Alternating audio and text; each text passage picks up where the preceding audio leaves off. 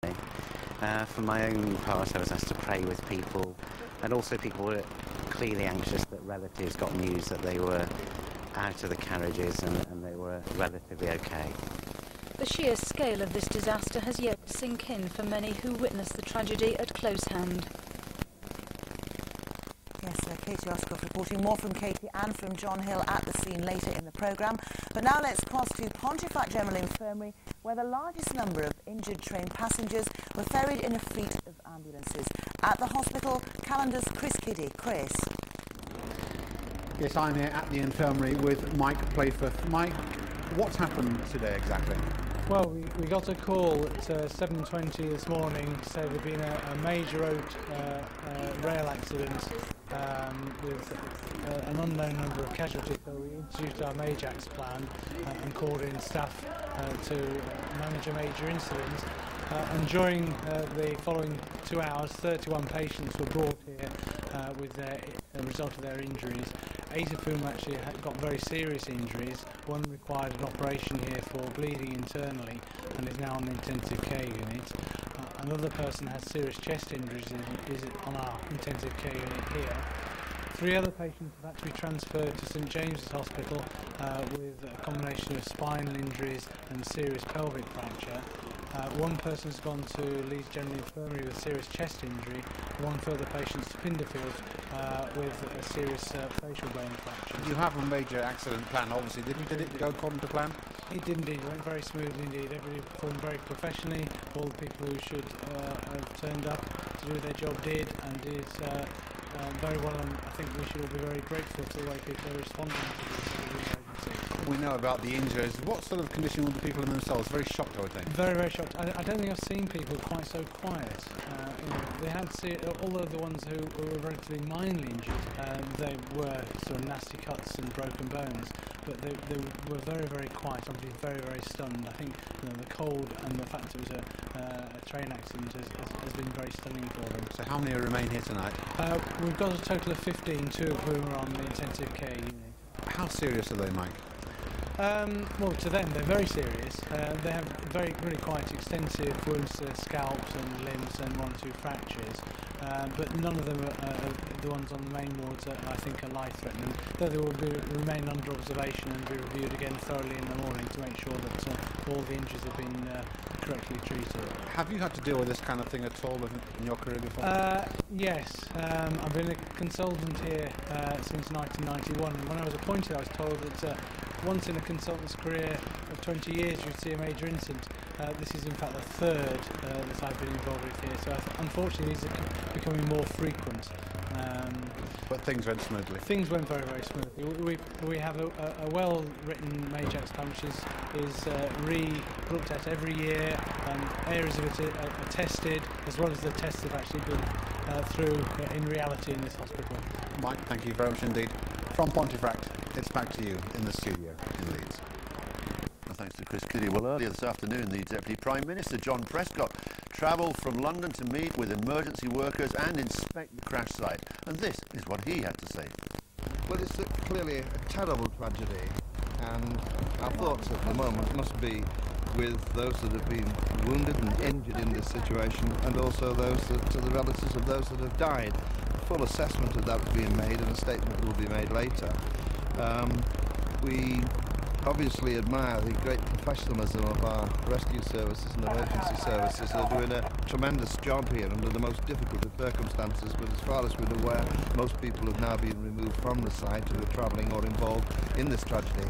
I have asked the Health and Safety Executive to do me a quick and interim report, because there are many agencies that are involved in this situation, and I will be making a statement about whatever actions I take later.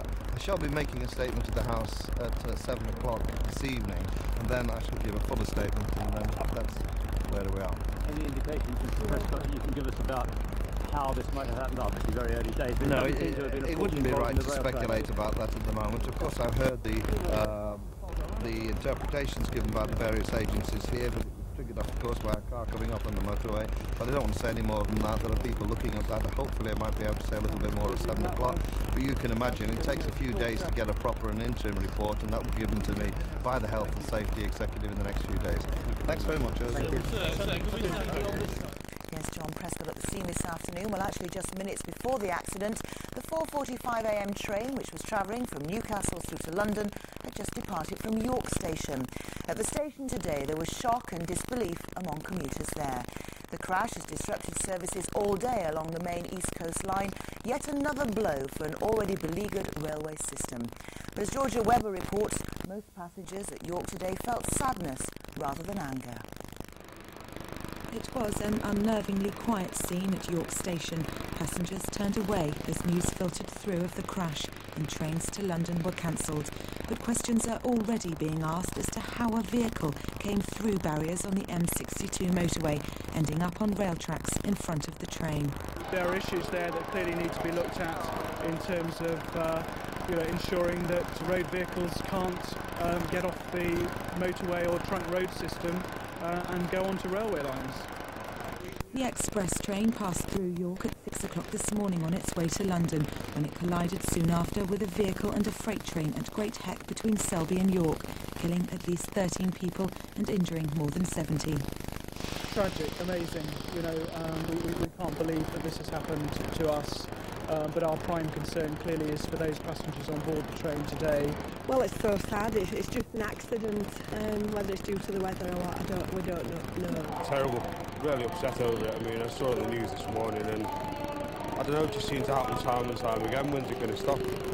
At the moment, it looks like a tragic set of circumstances resulted in today's crash, but no doubt an investigation will ascertain as to how this car came to be in front of a high-speed GNER train. Georgia Webber reporting from York there. Well, let's go back to the crash site at Great Heck and rejoin our reporter Katie Ostroff. Katie. Yes, Mike, and as you join us, the members of the emergency services are still working tirelessly in the background as they have been all day, but also working here today sort of quietly and behind the scenes. We've had many members of the clergy. I'm joined by one of them now, the Reverend Cyril Roberts. Your parish includes this tiny village of Great Heck. First of all, what was your personal thoughts when you saw this wreckage at about 7:30 this morning? Well, I was amazed that people had walked out of it, to be honest. I mean, it is such a scene of devastation that how anyone walked away at all is quite amazing. But miraculously, a large number did, and that's great. Sadly, though, there were quite a large number of people who were moved off to hospital and were seriously injured, and of course there are some fatalities too. So it's a terrible tragedy for us round here. But you're here to help, and what do you do? Where do you start?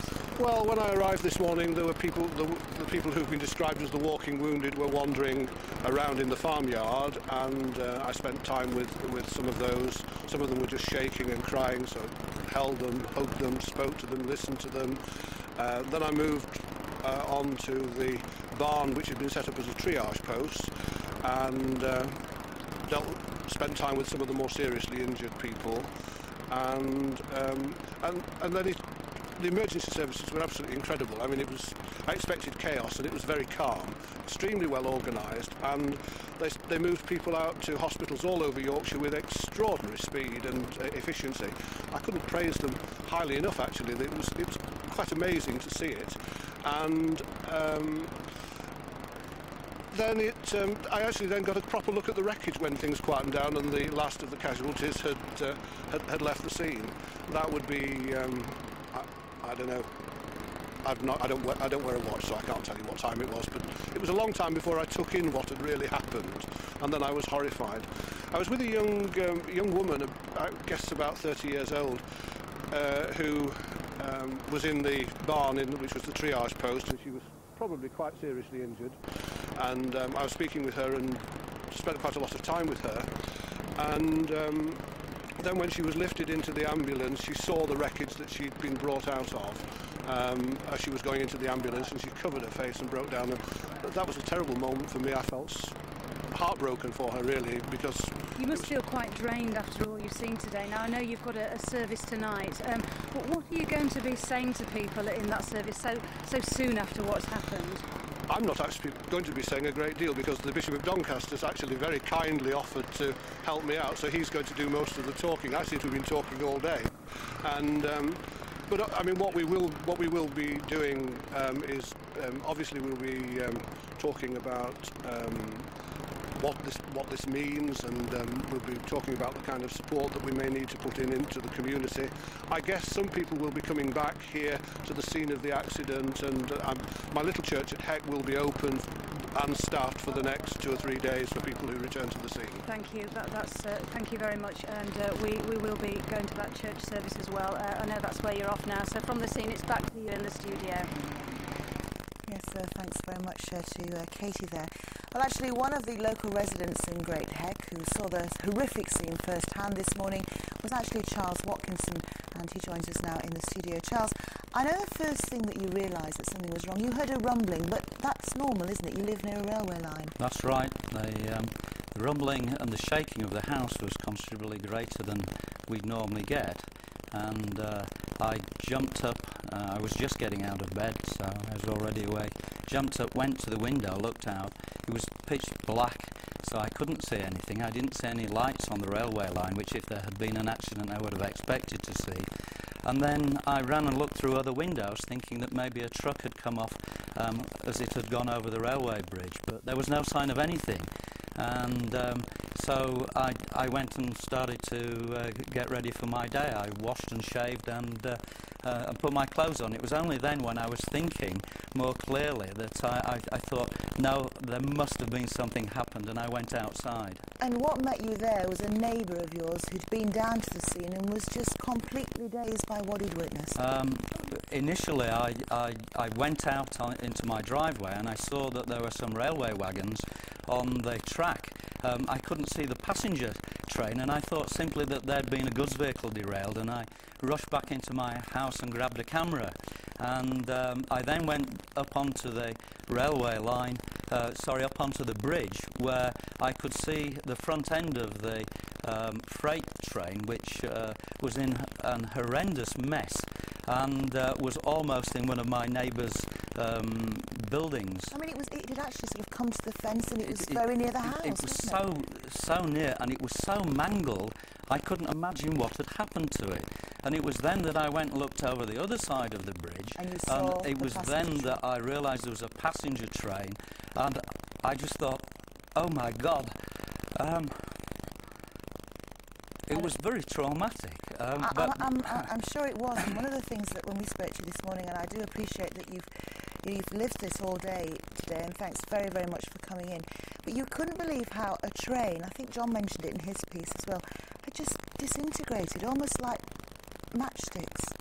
No, I am an engineer, and I could not believe the metal carnage that I met with. It was just absolutely incredible. There were just so many pieces of metal, bogie, wheels, pieces of spring. It was incredible. Although the main part of the train had stayed intact to some extent, the number of pieces, it was like walking in a scrapyard. Yeah, we can just see them there. I mean, they're so far away from the track as well, aren't they, Charles? I mean, this is what you saw, but in an odd and eerie kind of way. You saw it as the light came up in the morning, and you must have just thought, this is just a terrible nightmare. You don't actually get a good impression of what has happened when you see those pictures. It's worse. If you look in between the carriages, the metal, the destruction is just mind-boggling. That's all I can say. How have you continued today? I know that you've left the scene, you've come to work in Leeds, which is why you've come to see us. I mean, how have you put one foot in front of the other? Well, by 8 o'clock I felt there was nothing else I could do, and I reeked of diesel fuel. There was diesel absolutely everywhere. My clothes were covered in it, so I went and got a bath, changed my clothes, and I thought the best thing I can do is keep my mind off it and go to work, and that's what I did. And I have today obviously thought about it many times, but... and you have to go back to the village, and you will be going back there now. Indeed. And you must be almost dreading that. I'm not looking forward to sleeping next door to that carnage tonight, no. Charles Watkinson, thank you very much. Thank you. An eyewitness to a tragedy there. Well, now let's go over to our man Alan Hardwick. Now, Alan, who has another of Great Heck's residents with him right now. Well, Nick Vicenti is a former police officer, now owner of the Bay Horse Inn, about half a mile away from the crash scene. You were actually on the scene very quickly. What did you see?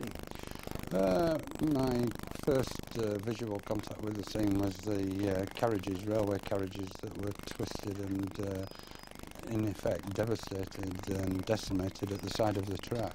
But what about casualties at that time? Well, on the scene were service personnel, firemen, ambulance crews and police, and they were at the time, they were helping some walking people, and some people were being stretchered away to a nearby farm building. Now, when you got you were actually phoned. You were told that there had been a collision somewhere near the village. When you got there, what sort of thing did you expect? Well, with my former training, I thought I would be initially on the scene and I could offer some sort of assistance in assisting people that had been injured. I did obviously expect there would be injuries, but obviously the scene is a lot worse than I thought, and you know it's the scene of twisted metal and railway carriages, and the carnage there was just unbelievable. Obviously, as a serving officer, you would have been through major incidents before, but obviously, equally obviously, nothing like this. Nothing to equal this. No, not.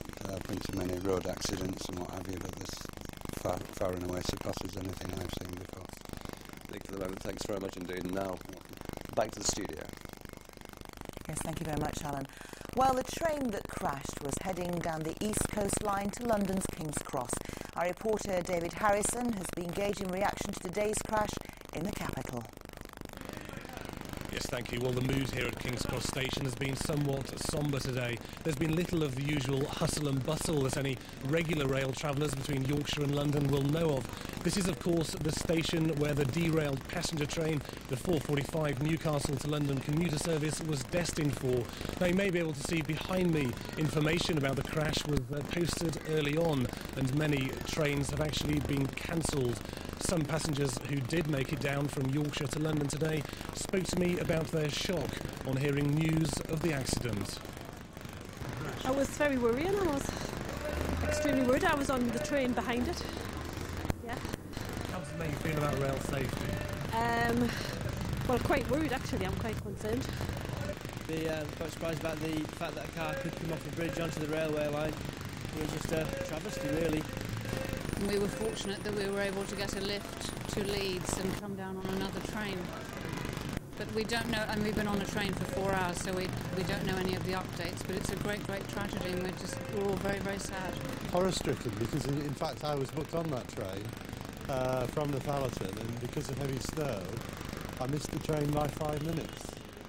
And that's obviously a pretty emotional thing. There were lots of footprints on the platform of people who obviously had got that train, and I guess they're in pretty bad state now. So passengers who have managed to make the journey down from Yorkshire to London today, proving that there are some services between Yorkshire and London. GNR say that over the course of the next few days, it's unlikely that there'll be any services between York and London or Doncaster and York. Passengers are advised to take local services between Leeds and York, or bus services where applicable. Trains between Leeds and London will be running on a near normal service over the coming days. Reinstating passenger confidence, however, is a process that's likely to take weeks or months rather than days. It's 6 o'clock, Wednesday the 28th of February. The day that 13 people died and many more were injured, and yet more carnage on our railways. This was the scene of utter devastation after the freak accident which happened this morning at Great Heck near Selby. The wounded have been ferried to 6 hospitals across our region. Experts say there's little rail staff could have done to avoid the disaster. Rescuers have spent all day combing the wreckage looking for survivors.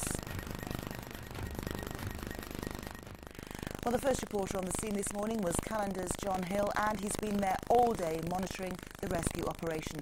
Let's now cross to him again at the scene. John, what's the very latest? Krista, the latest we've heard, to be honest, is an update on the casualty figures. Within the last half hour, we've had a news briefing from the head of the British Transport Police, Superintendent Tony Thompson. He says now that they know that 13 people have died.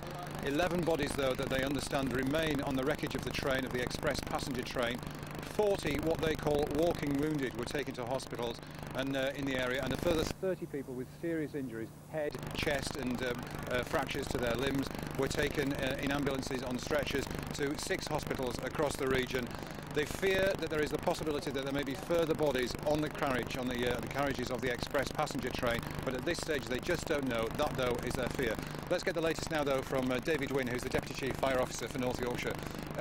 Mr. Wynne, it's been a massive operation for you. What's the focus now? The focus now is trying to get some lighting established. We're still into assisting the police with body recovery. We'll be here for some considerable time, probably for the next 24 hours. And it's a painstaking but very sensitive task of trying to recover everybody. And sadly, as we say, we now think there are no more survivors yet to be located. I'm reasonably confident. Tell me about the difficulties of the operation. And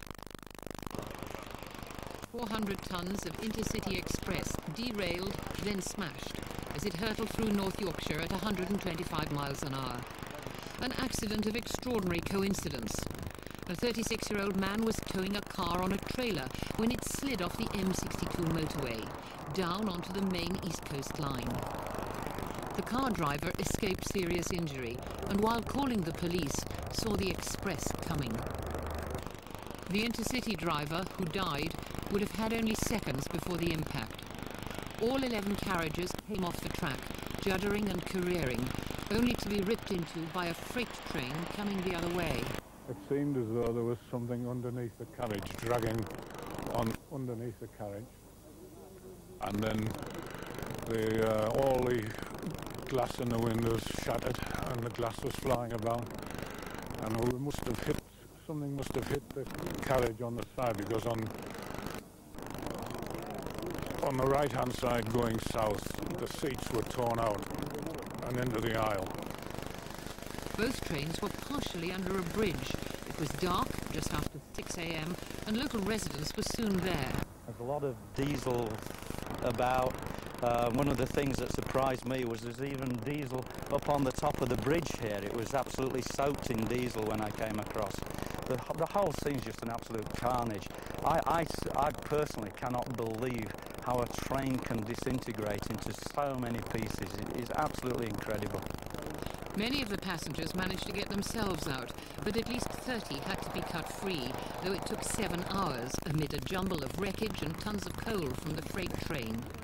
There was quite a number of people just dazed walking around. They got themselves off the train and they're walking around in a fairly dazed state. We managed to gather them all together and put them into a holding area, which was one of the farmers' sheds here. We then set the sides of the track up and down about 200 metres in front and behind the train to make sure nobody had wandered away and fell into ditches and things. So that was the scene when we first arrived. It was absolute chaos. RAF helicopters took the most seriously injured to Hull and Leeds, and ambulances headed for these and 3 other hospitals. Throughout, there was no panic, just immense shock and confusion amid a major rescue operation. The scene was a whole mixture of emotion, great shock, but also a calmness and a purpose of working. I can't pay enough tribute to the team of emergency service people who have helped the injured and done it with such great care and compassion and concern and marvellous efficiency. The Queen sent a message of sympathy, and the Deputy Prime Minister, John Prescott, was on the scene by lunchtime as the rescue effort came to the point where there were no further survivors to be found amid the sprawl of wreckage spilling over into the muddy fields in the freezing cold. An accident which it seems could not have been foreseen. 2 vehicles tumbling from above in the dark onto a railway line between 2 oncoming trains. Kate Adey, BBC News, North Yorkshire. As Kate was saying, the injured passengers were taken to a number of hospitals throughout Yorkshire, where doctors reported some critical injuries and provided urgent surgery. Around 30 of the wounded were taken to Pontefract, from where Catherine Marston sent us this report. Throughout the morning, and at times working in terrible weather, a fleet of helicopters and ambulances transported the injured to hospitals across Yorkshire. Some were luckier than others, and after treatment could go home. To be honest, I can't remember a huge amount. I just remember there was that sound like there was some like sort of throwing stones over the train, and then you could feel it go off the rails, and then To be honest, I can't remember anything after that until I was standing on the track.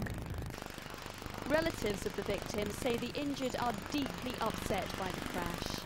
She's seen a lot of people injured today, and she's had another scare. I think that's the reality of it. She could just as easily be dead now, or badly injured. Many of the victims were far more badly hurt.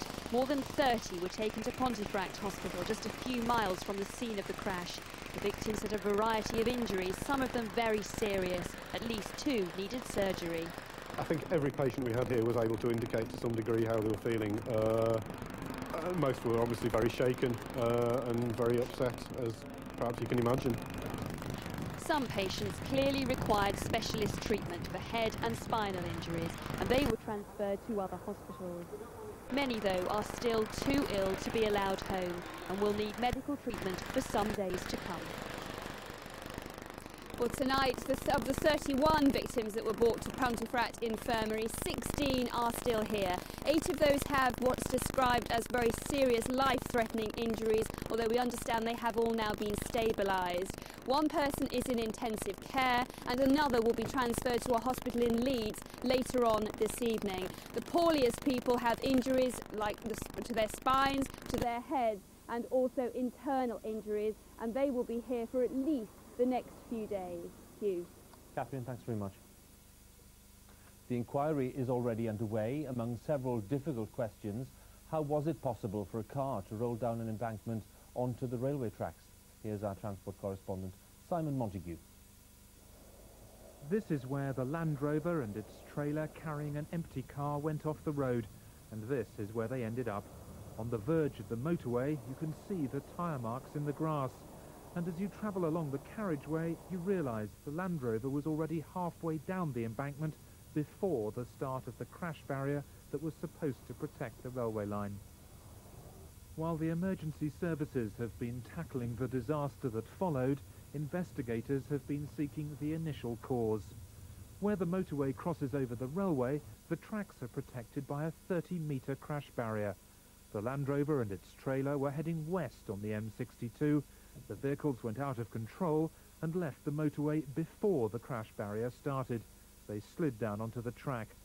The driver of the vehicle called for help at 0612.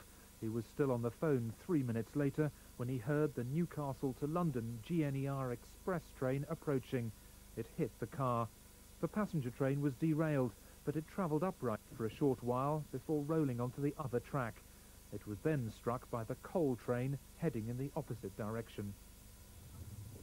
For GNER, it's the second major disaster in 5 months. One of the locomotives in today's crash was involved at Hatfield as well. And once again, the accident was not the company's fault.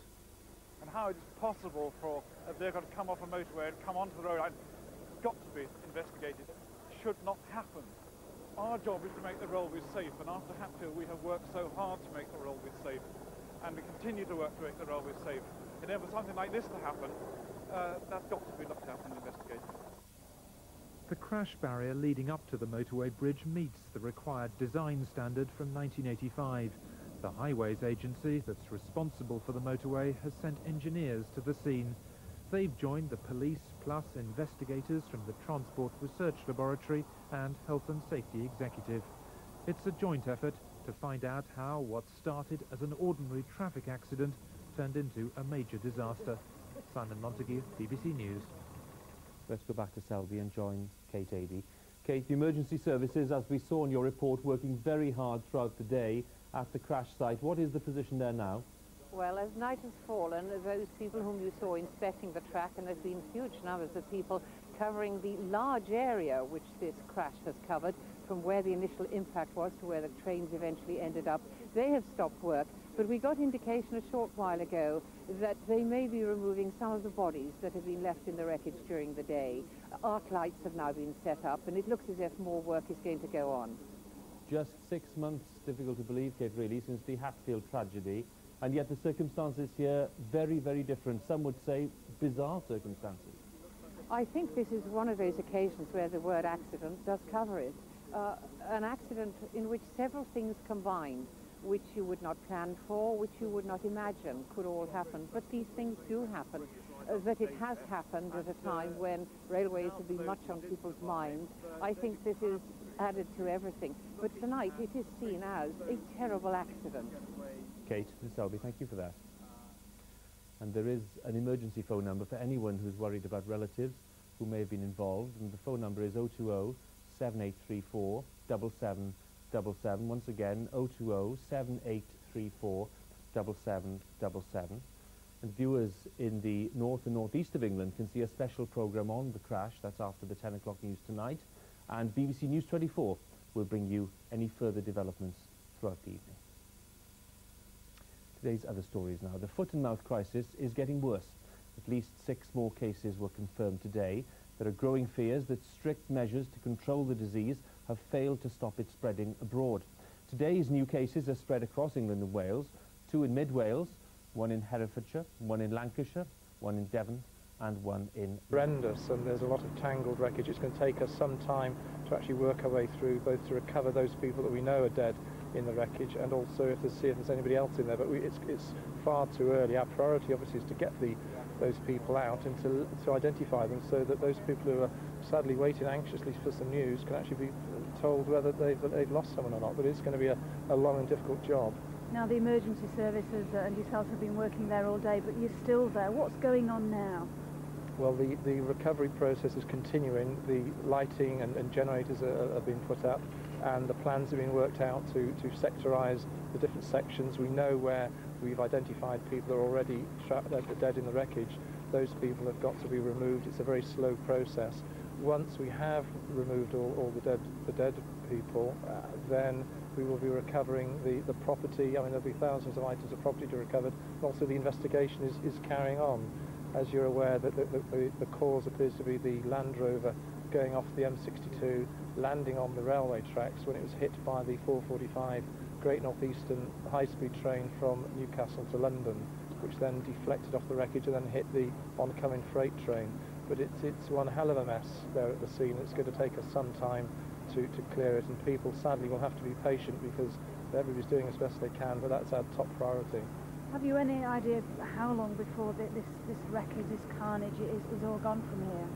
Well, if you look back to Hatfield and to Ladbroke Grove, it was at least 2 weeks before the scene was clear, so I think people are going to be prepared for a long wait. But to say our prime consideration is for all those people who are waiting anxiously for news, and we're all doing our very best to get the people out so we can get them identified. But this is a long and difficult process, but that is our top task. Just finally, the Hatfield disaster knocked the railway industry for 6. What were your feelings when you saw this?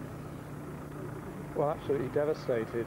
Unfortunately, I've been to far too many of these, dating back to Clapham in 1988, and I didn't think I'd see another one after Clapham. Unfortunately, I've been to far too many, but yes, I mean, we sort of go into mode which is wanted to deal with, but sadly you can never train for something like this. It's just gets pretty overwhelming, but we've got a job to do and we have to do it to the best of our ability. Thank you, Superintendent Thompson. Thank you very much for bringing us up to date. And with that, it's back to you again in the studio.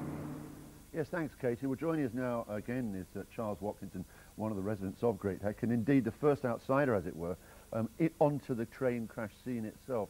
Charles, you spoke very movingly earlier on about your impressions of the crash, and one of the things that keeps coming up is the awesome power of the crash itself. It does beg a belief, doesn't it? It does. The actual pictures of the train itself that we're seeing here on the television don't give any real idea of what it is like when you are close up.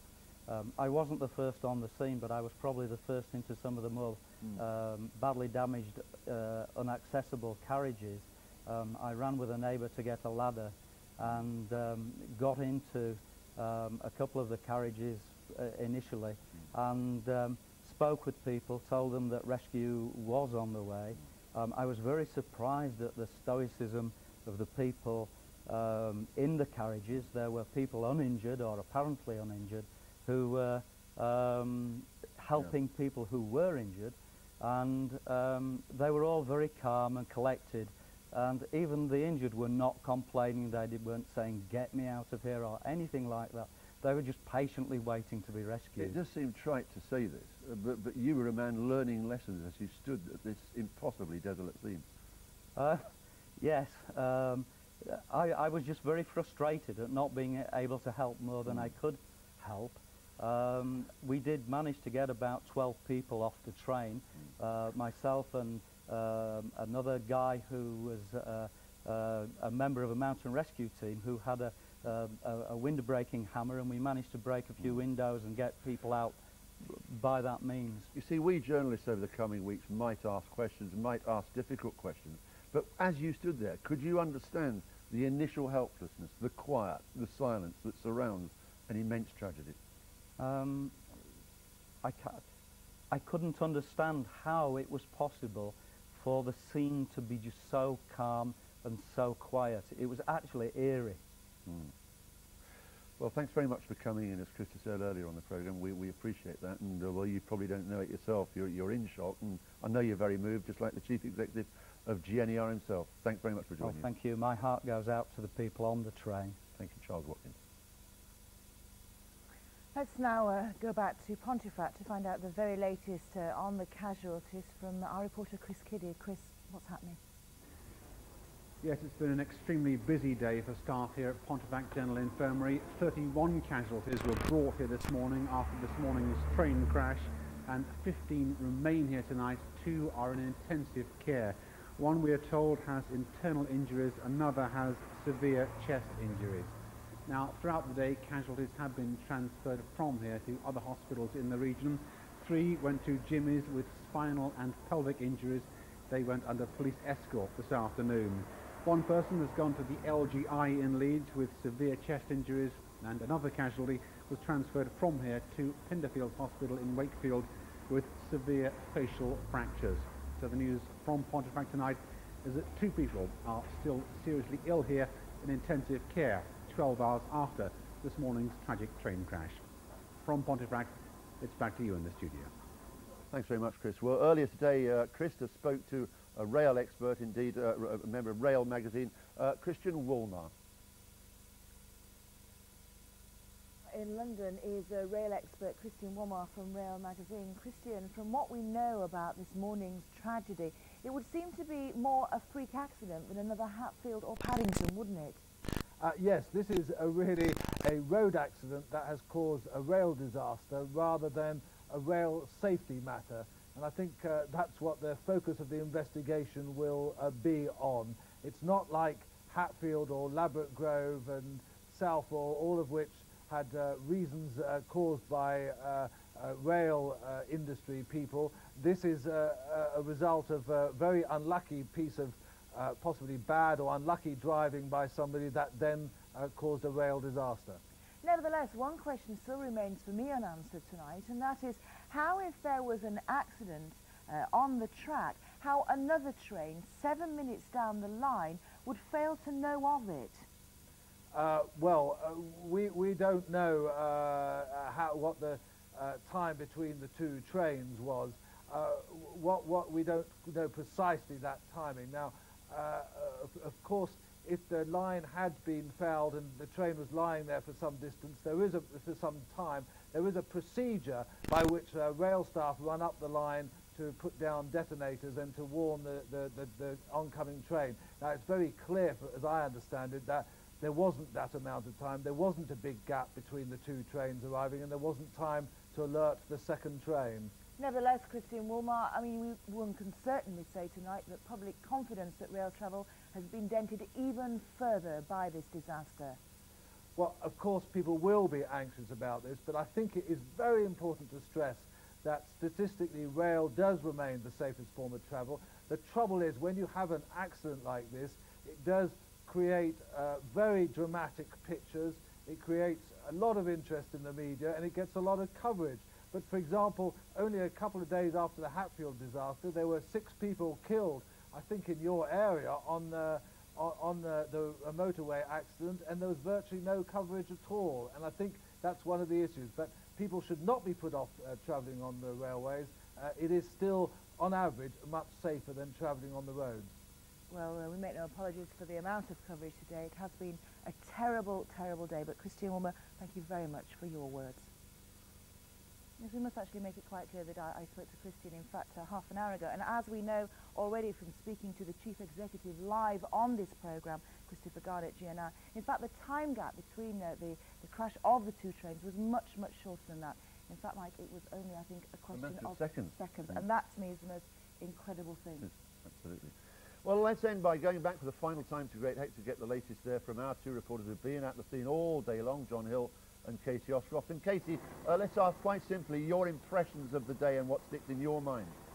Well, it's been a terribly tragic day. I think on the way here there was no indication that the scene was going to look quite as bad as it did. You just see now that they're actually moving some heavy lifting gear in to help with the clear-up operation tonight. But yes, we had no idea that it was going to look quite so horrific, and I think our thoughts were, how did anyone get out of this alive? We spoke to some of the people who did get out of it alive, and I think they too were thinking that themselves. As they came out of this in the darkness, they weren't really aware what was happening. They could feel it and see it and smell the fumes, but when they saw the wreckage in the cold light of day, they were absolutely horrified. John, you were the first on the scene, and I know that you would want to pay tribute to the bravery of all the emergency services. They've worked so hard today, haven't they?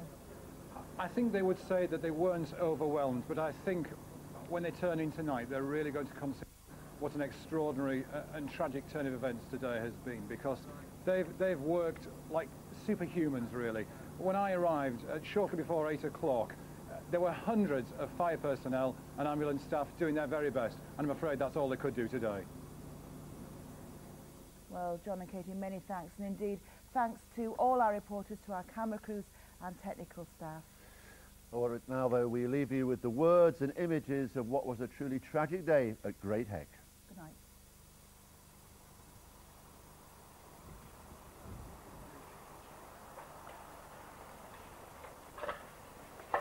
At least 13 are dead, more than 60 have been injured. It's a tragedy that happened when the 446 pulled out from Newcastle.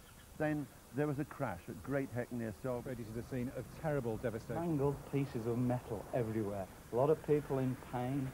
There seemed to be something underneath the carriage, and then all the windows shattered. Frantic rescue attempts began this morning. The front of the vehicle actually fell foul of the railway line and was struck by the GNR train that was travelling south. The sickening noise woke people living next to the line. Running to help, they couldn't believe the scale of the disaster. Horrific, absolutely horrific. The Chief Executive of GNR just said, I never thought I'd see anything like this again after Hatfield. I'm so desperately sorry for all the people and the staff involved.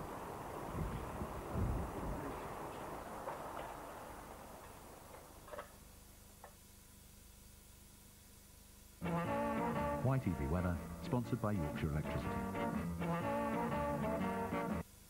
Minister here, Breeze Rogers, has just given another news conference just a very short time ago. Because what counts will be the performance and the way that he employs his tactics. So what the fans are really looking for tonight is hope for the future. Kevin, thank you very much for that. Now in a few moments we'll be back at the scene of that terrible rail crash in Selby. We saw the emergency services there earlier on in the reports working in bitterly cold conditions. Helen, it's been that kind of day, isn't it? It has indeed, yes. Winter is still very much with us at the moment, and the snow's been working its way down towards the south. Admittedly, it's nowhere near as severe as further north, what we saw in Scotland and Northern Ireland. But we're going to find more sunshine over the next few days breaking through. It will be very frosty by night, severe frost in actual fact. Very cold days still to come, and it now looks as though it's going to be into next week before we see the milder weather. So for this evening and tonight, this weather front is still giving some rain, sleet and wet snow down across southern and easternmost areas. As you can see, it pulls away towards the east overnight, and that will leave many areas under clear skies, although there will be snow showers still in the north and the east, and also coming into Northern Ireland. So in the north, just look at these temperatures, -10, -12 across the snowfields in Scotland, -5 to -7 in Northern Ireland. And even down to the south where it stays cloudier, temperatures will be close to freezing, and that means for many of us it will be icy on the roads. For tomorrow, we keep that weather front in the south and the east, so more cloud to come here with some wet snow, some sleet and some rain. We're probably just going to see a dusting of snow over the higher ground. Further west and north it will be a drier and sunnier day with snow showers in the north, but perhaps in the afternoon we will see more of those coming down the western coast as well and across into Northern Ireland. The top temperatures tomorrow, if we can call them that, around 3 to 5 degrees, so still feeling very cold, around 0 to -2 over the snowfields. Into Friday we're going to continue with snow showers down the east coast and some in the west as well, but for many dry and fine. There'll be more weather in the next half hour. Thank you very much. Main story today, of course, the rail crash in North Yorkshire which claimed the lives of 13 people and injured 70. A high-speed passenger express crashed head-on with a freight train on the East Coast main line at Great Heck near Selby. It happened after a Land Rover and trailer crashed off the nearby M62 and slid onto the tracks. Emergency workers have spent much of the day freeing passengers from the wreckage and treating survivors. Back to our chief news correspondent, Kate Adey, who's at the scene. Kate, amid all the gloom today, one encouraging remark, at least from the Prime Minister, when he praised the noble conduct, as he put it, of local people rushing to help people at the scene there. Indeed, some of the wreckage ended up in a front garden just below me here, and those people were woken by what had happened. And when they went out, everybody has said that it was calm, even though there was chaos. Nobody could quite work out the situation, and local people helped, and a lot of people from the train were taken into a nearby barn, which was the closest and warmest place to go, and looked after. Kate Adey at Selby, thank you very much for that. Time is nearly 6:30. We'll be back with the latest just before 7. But that's it from us for now, on the day Britain confronted yet another tragic accident on the rail network. From all of us on the 6 o'clock news team, a good evening to you.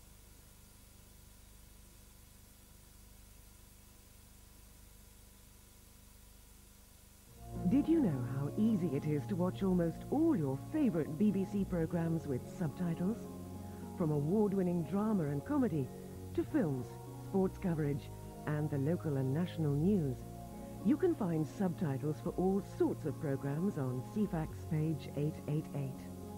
Or if you're a digital viewer, simply select subtitles from the menu.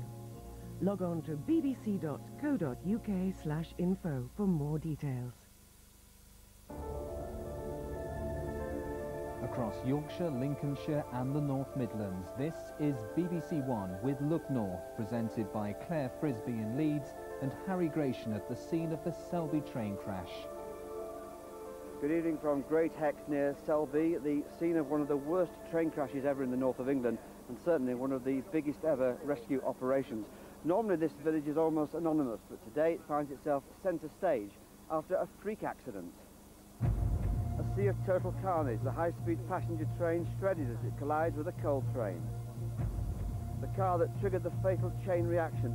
How did the Land Rover and trailer come off the road and crash onto the line below? You could feel it off the rails, and then, to be honest, I can't remember anything after that until I was standing on the track.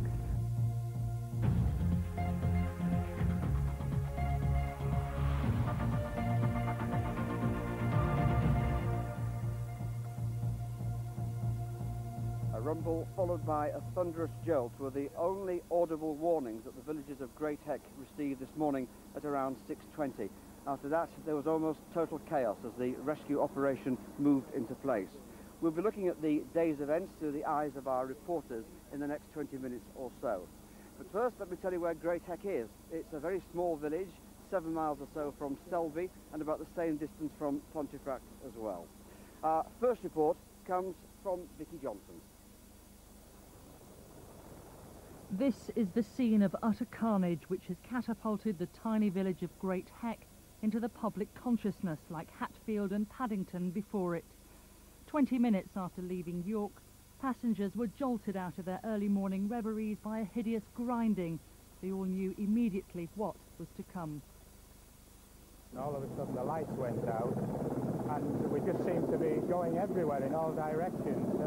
It came to a stop and the coach filled up with diesel fumes, you know, fumes them. And I went and tried to open the emergency door, broke the glass and, you know, got out.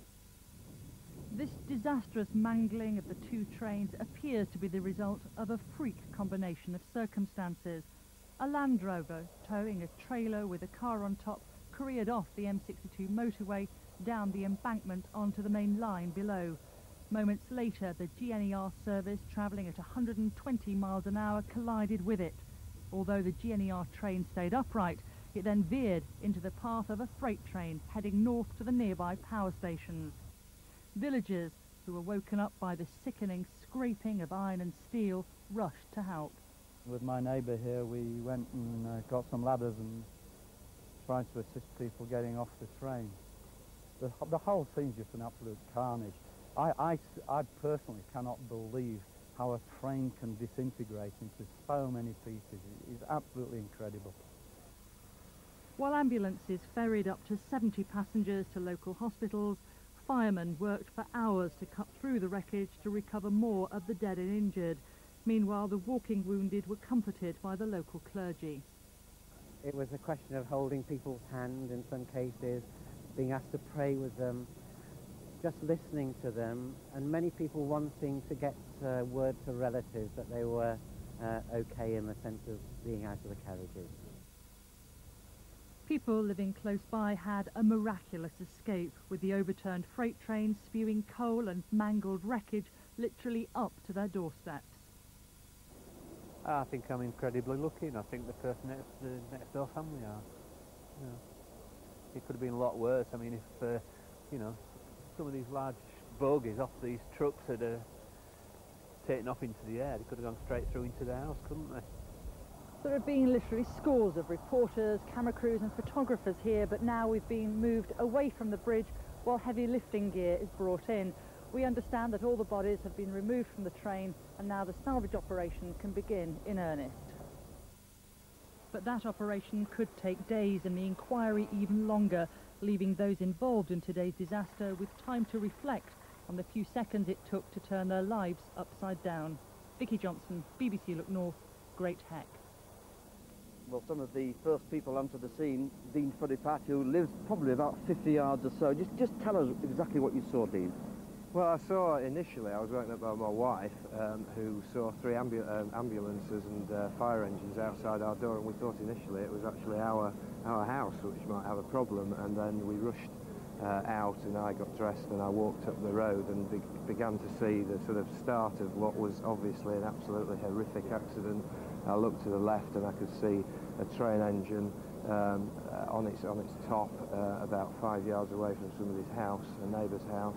And then as I walked further up the bridge, I looked to the right and saw some more carriages and over the bridge, and then I saw the full scale of what's occurred today. Now, the Reverend Cyril Roberts, you were here probably within about half an hour or so from Great Snake. What exactly did you see? Well, by that time, quite a few people had walked out of the accident and were milling around in the farmyard, looking very shocked and very lost and very frightened. Some of the local people had already got tea organised and opened up the offices, and the emergency services were here by then and arrived in huge numbers shortly afterwards, and it was actually quite surprisingly orderly and not a hint of chaos really, which is what I would have expected. Just a quick word, was your job really just to try and calm people down? Had they needed that?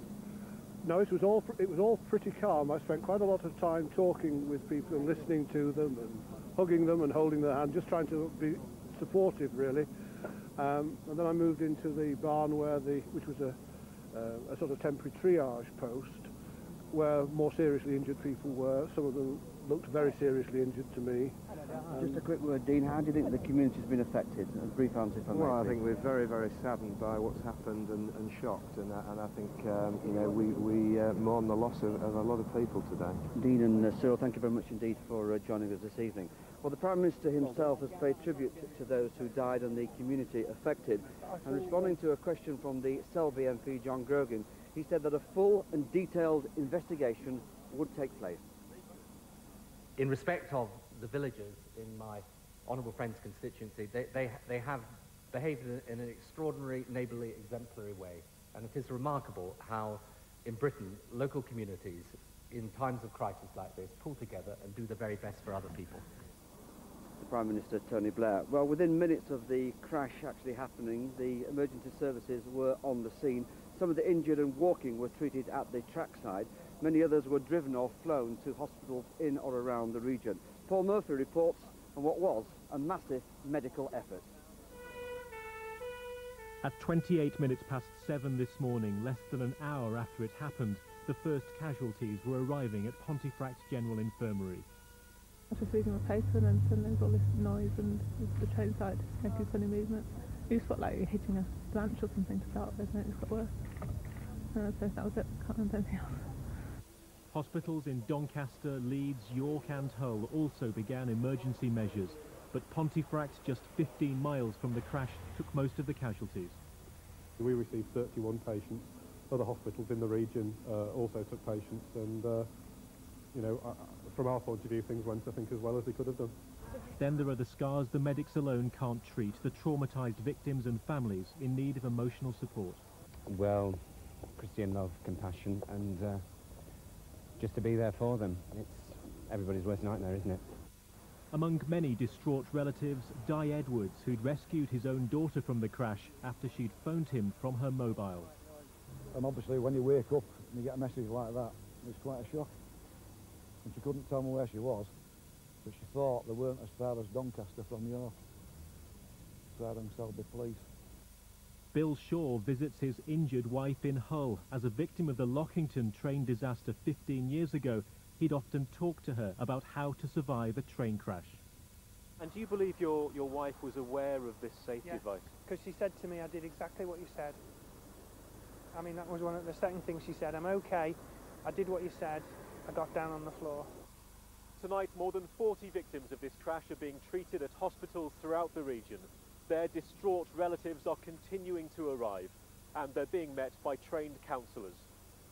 My colleague Phil Connell is at the Pontefract General Infirmary. Yes, well, the hospital's emergency procedure was launched with full effect this morning. Since then, staff here have treated the majority of people injured in this morning's crash, 31 in all, and tonight the conditions of several of those people is still giving cause for serious concern. Well, Mike Playforth, you've had a busy day working in casualty. What sort of injuries have you been dealing with? Well, of those 31 patients you mentioned, 8 have had potentially very serious injuries. One patient had to have an immediate operation for internal injuries, and that operation has been successful and is now on our intensive care unit, is now stable. And how have people been coping with really what they've been through? I think it's a very difficult time for all the people who've been involved in this tragedy. They seem to have been stunned, really. The cold, I think, has had a dramatic effect. The vicinity is out in the wilds as far as they were concerned, so life's been very difficult and very hard for them today. Obviously you rehearse for major incidents like this, don't you, Mike? But how's it gone for you today? As I think we would have liked it to have gone very professional. Everybody has performed their roles to a very, very high standard. All the people that we wanted to come in answered the call. Many people who were actually on holiday came in to help us. So the staff from all branches within the hospital have worked magnificently. Okay, well, we've just heard that Yvette Cooper, the local MP and the Minister for Health, is due at the hospital in the next half an hour or so, where it's expected she'll meet some of those people who have been injured. For the moment, though, it's back to you, Harry, at the scene of the crash. Bill, thank you very much indeed. It appears that a number of events contributed to this crash, and in the end, it appears to have just been bad luck. It was just after 6 o'clock this morning when police received a call from a man who said his car and trailer had careered down an embankment on the westbound carriageway of the M62 where it crossed the East Coast main line. As he made the call, he told the operator a train was coming. The train hit the car and derailed and came to rest across both railway lines. Moments later, a coal train travelling northwards ploughed into the derailed GNER train with the devastating consequences. Well, now let's go to London, where we have Richard Hope from the Railway Gazette. Richard, I hope you can hear me okay. This basically just seems to be total bad luck, this crash. Well, it certainly was. Extremely bad luck that just happened to be this GNER passenger train coming along a few seconds after the car got onto the railway. And then, of course, the fact that it met a freight train a little bit further down the line. My information is that the freight train and the passenger train were still moving when they collided with each other at substantial speed, and that's why we've seen this very, very severe wreckage. Now this was a very significant part of the track, wasn't it? This is a high-speed part of the track.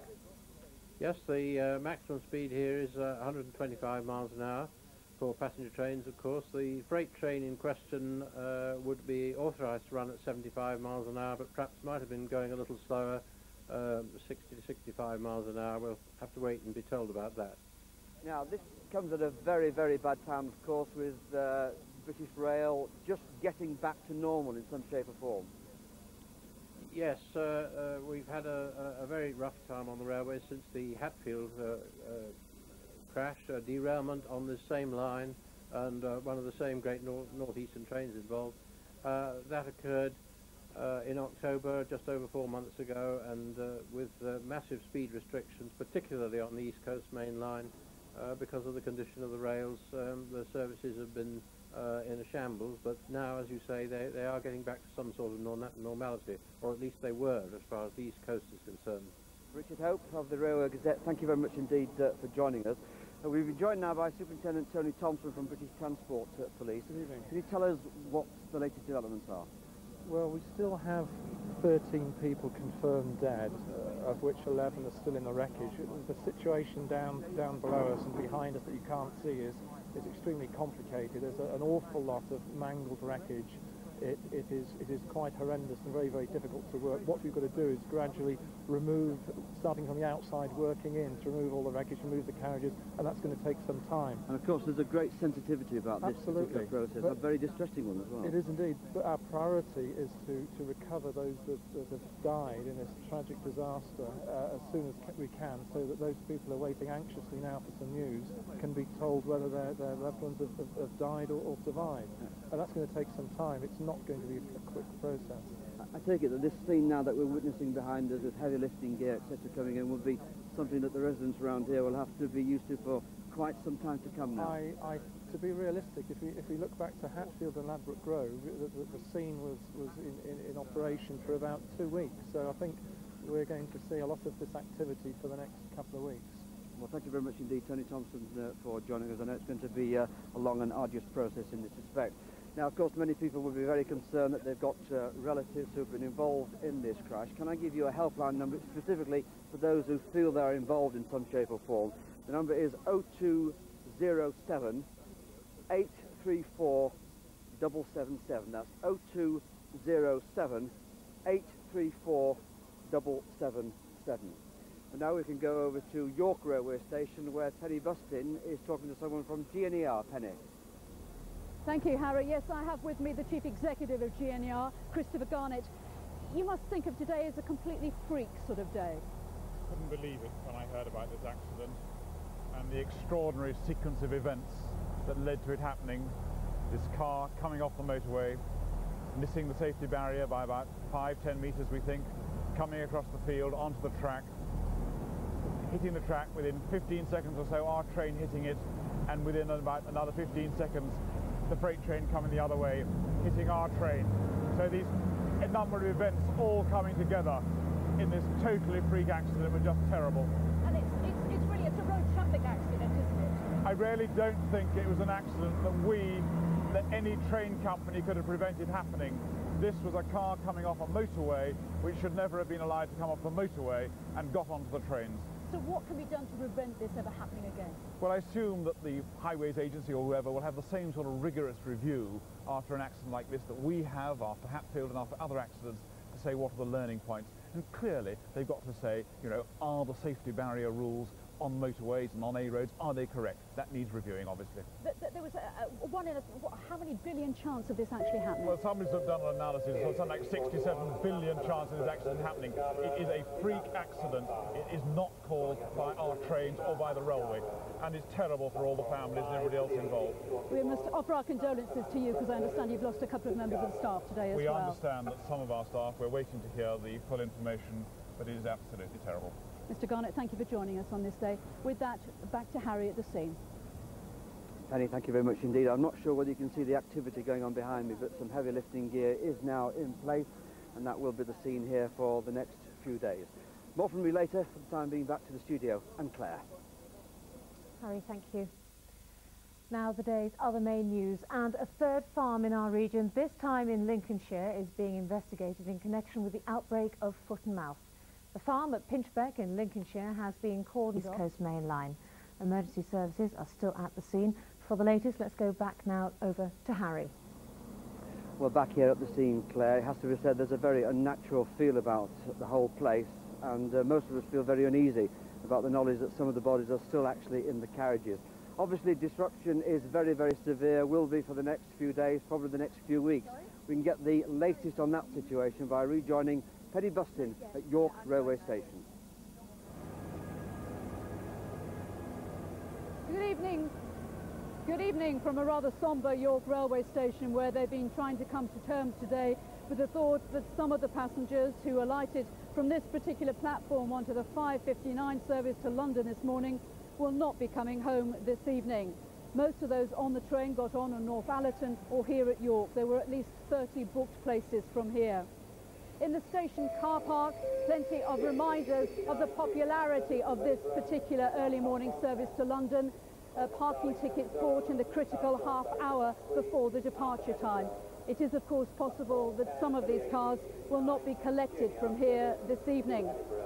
Some of the information staff who were on days off here today came in voluntarily when they realised the significance of what had gone on to help with passengers who were seeking information about their journeys.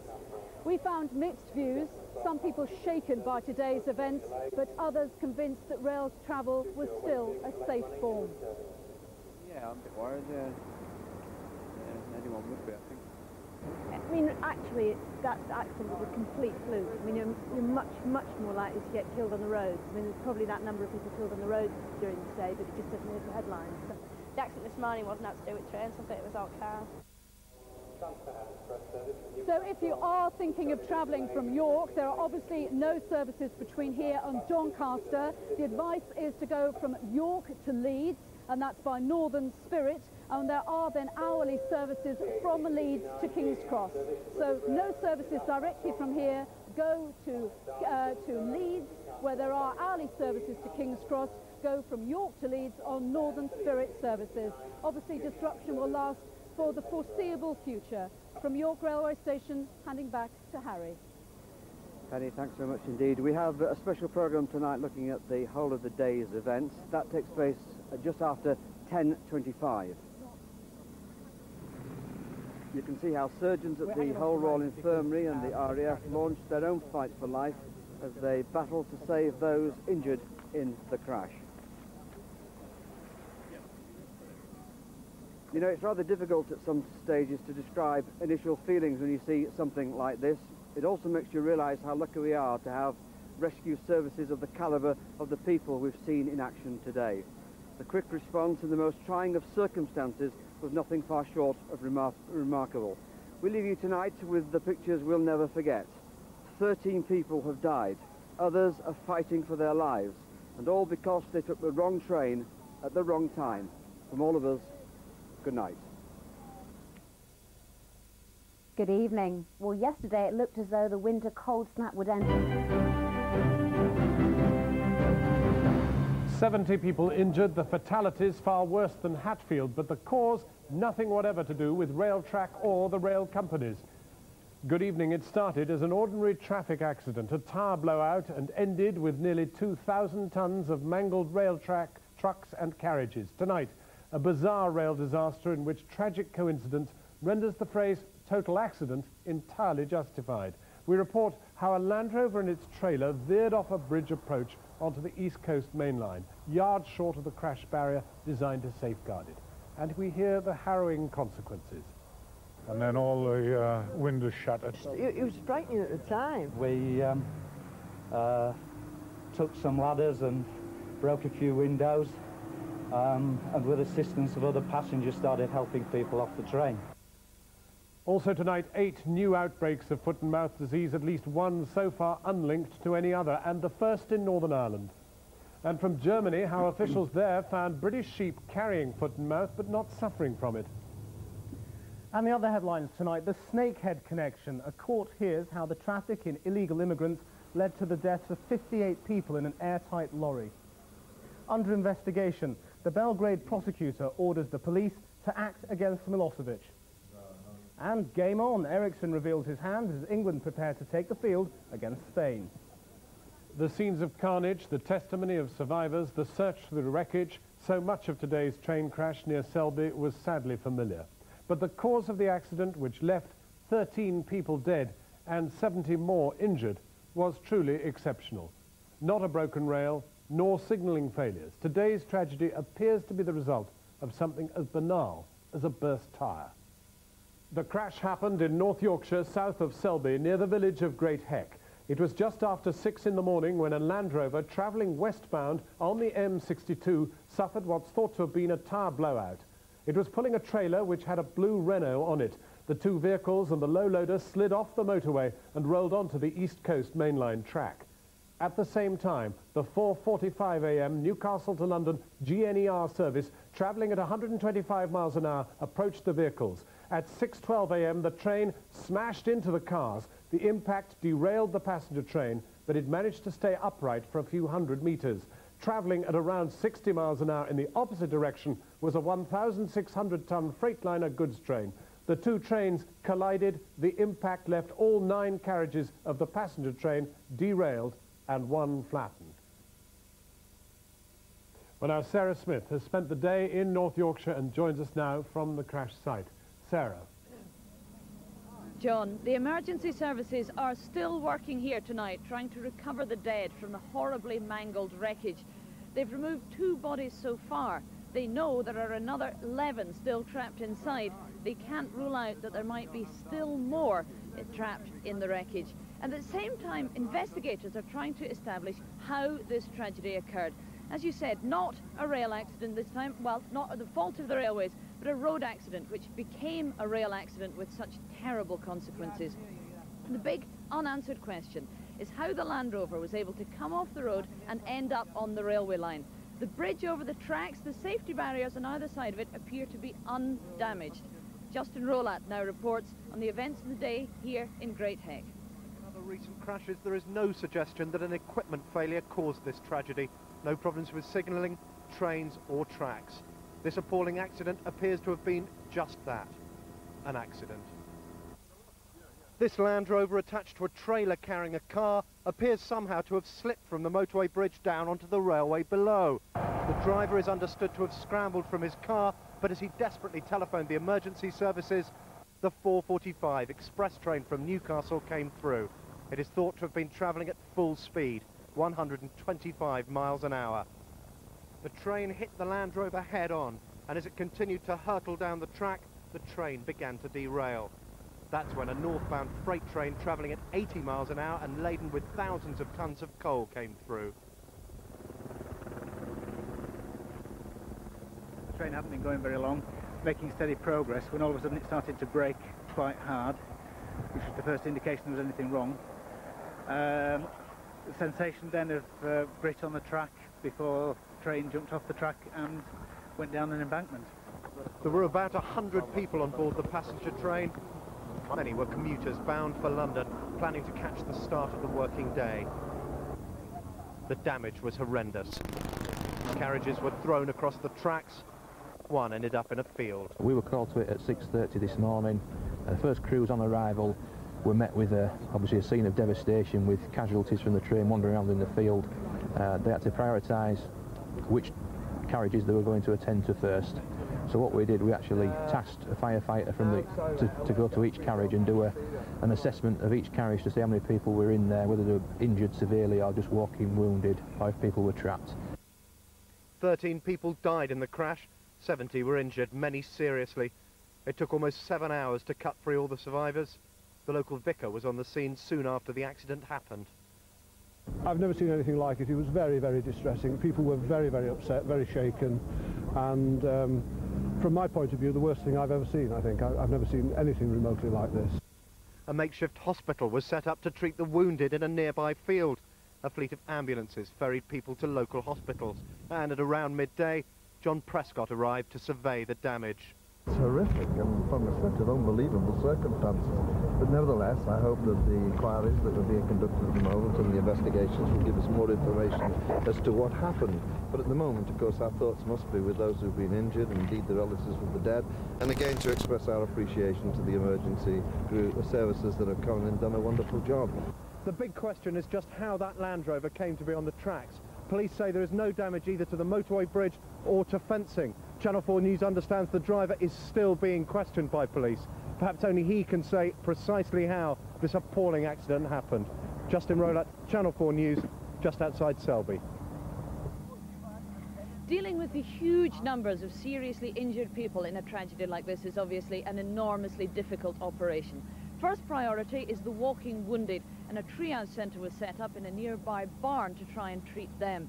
Many of the most seriously injured had to be cut out of the wreckage and rushed to nearby hospitals, some of them in air ambulances.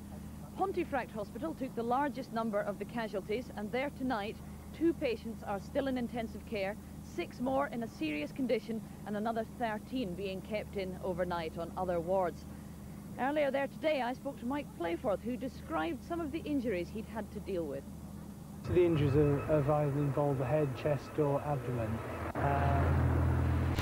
The cuts to the head have been really quite extensive, which I think is an indication of the seriousness of the force that's been involved in this accident. And again, the injuries to the chest have not been just simple cracked ribs, they've involved damage to the structures of the lung and heart as well. So that is why the patients are on the intensive care unit, and why we had to transfer one of the patients to the cardiothoracic unit at Leeds General Infirmary. And can you describe to me the mood of the patients when they came in? They're incredibly quiet. I've never seen them like it. There was no moaning or crying. They were just obviously stunned, unbelieving what they'd been involved in, I think. They were calm, I suppose, and very appreciative of the treatment they had. Well, here on a bridge in Great Heck overlooking the wreckage, I'm joined by Superintendent Tony Thompson of British Transport Police. Superintendent, what can you tell us you've been able to establish so far about how this accident occurred? Well, we know, and you can't probably see behind us, but the M62 motorway runs from the east to the west, and a Land Rover that was going from the east heading west somehow left the road just before reaching the bridge over the railway line, drove down onto the railway track, where shortly afterwards it was hit by the GNER train, the 445 from Newcastle to London King's Cross. The train, as far as we can establish, became derailed, moved across and hit an oncoming freight train which was containing a huge amount of coal. A tremendous amount of wreckage, a very high-speed impact. We believe the train was doing 120 miles an hour. That's the GNER train, and the other train was doing about 70, so a huge impact of about 200 miles an hour. We know there are 13 people dead, and you've already described the numbers of injured, but there's still 13 dead. Our priority is to get those bodies away from the wreckage and get them identified as soon as possible. We are very much aware there's a huge number of people waiting very anxiously to hear whether one of their loved ones has been killed or not. Now, we know there was a tyre blowout is what caused the car accident, but how was the vehicle able to leave the road and end up on the railway line? Well, that's part of the investigation, but it certainly bypassed the crash barrier that protects the approach to the railway bridge. That's subject to the investigation, but it went down very, very quickly, and the driver rang the emergency services. As soon as he got down onto the track, he was uninjured, but sadly that was too late. The train was on the wreckage straight away on the train, and the collision occurred. The police have been interviewing that driver this afternoon. Has he been able to help you with how this occurred? Yes, he has been able to help us, but obviously at this stage it would be inappropriate for me to make any comment, but that inquiry goes on. But our priority here at the scene is to recover those bodies as soon as we can. It's going to be a slow and difficult task. It's very cold, it's very wet, we've got the emergency lighting on. It's going to take some time, and to say as soon as we can we will get the people out and get them identified. All right, Superintendent, thank you very much. And from here in Great Heck, back to you, John. Sarah, the police have issued an emergency telephone number for those who believe friends or relatives may have been involved in the crash. It is 020-7834-7777. That's 020-7834-7777. And on our website there are graphics analysing what happened, a full rundown of the day's events, and details of the hospitals where casualties have been taken. So a bizarre and horrific accident, but surely just that, an accident. Questions are being asked, however, about safety measures on the motorway above the line. The Highways Agency has revealed that the Land Rover missed the crash barrier altogether, as you heard in that report just now. Julian Rush has been investigating what happened and why. There is a general consensus tonight that this was an accident. Awful, terrible, 1 in a million perhaps, but this time Britain's railway is unlikely to have to face the searing scrutiny it endured in the wake of Southall, Paddington and Hatfield. This is a road accident that has caused a rail disaster. Clearly, there was very little that the railway could have done to prevent this accident, but there are probably things that the Highways Agency, which is responsible for this road, could have done to prevent it.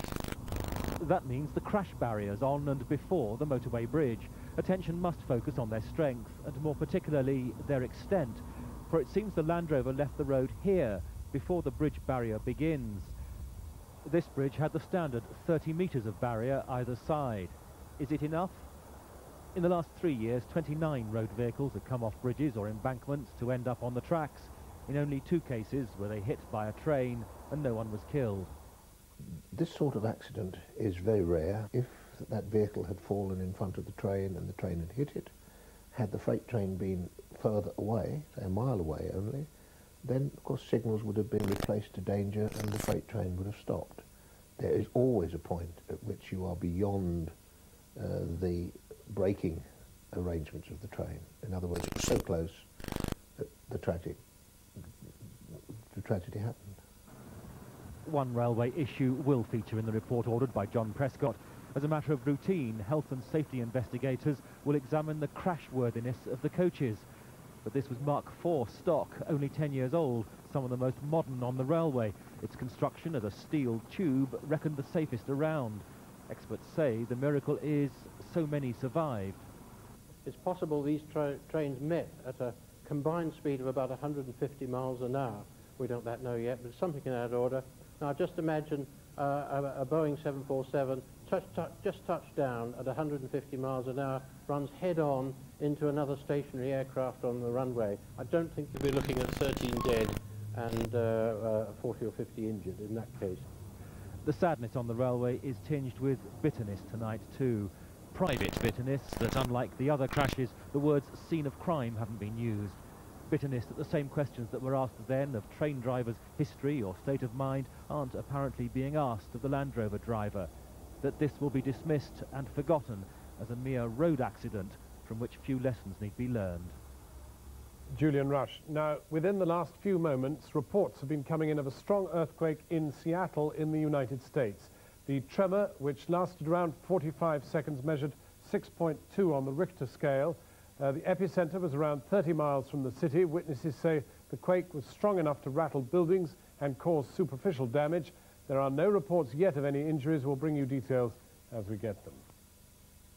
Now, is foot and mouth disease spiralling out of control? 8 more outbreaks have been confirmed today.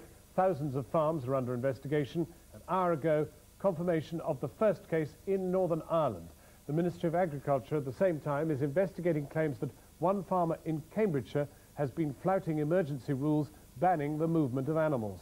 Andrew Veach reports on the ever-deepening sense of crisis in the farm industry and the implications for the supplies of food. Pig farmers are warning of massive overcrowding. Unless they can begin to move stock to abattoirs, there'll be an extra 250,000 pigs on Britain's farms by Friday, and they dare not put them outside because foot and mouth virus spreads on the wind. Pig production is a continuous process, so we've got pigs being born the whole time. We're in crisis management at the moment. We would really like to be able to move some stock sometime next week. If we aren't able to do that, we shall have problems, and we shall have to be thinking about either euthanizing some pigs or moving them to outdoors with all the risks that poses. And with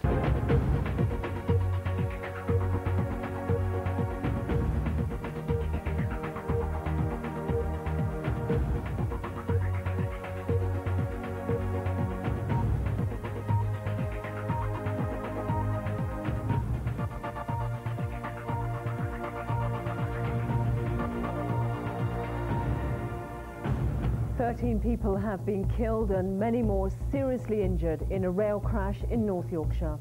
At fault, a car on the tracks that derailed a high-speed passenger service which then collided with a freight train. In other news, 10 more cases of foot and mouth.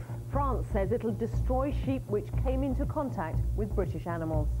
And a new era begins for England and Sven-Göran Eriksson.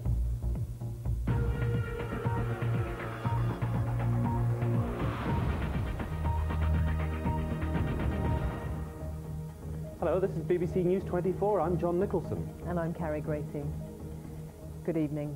13 people are now known to have died and dozens more injured in today's major rail crash in North Yorkshire. A high-speed passenger train collided head-on with a freight train on the East Coast main line at Great Heck near Selby.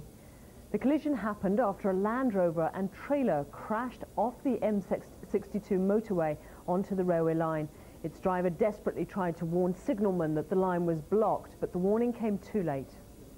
The Newcastle to London Express hit the vehicles at 125 miles an hour.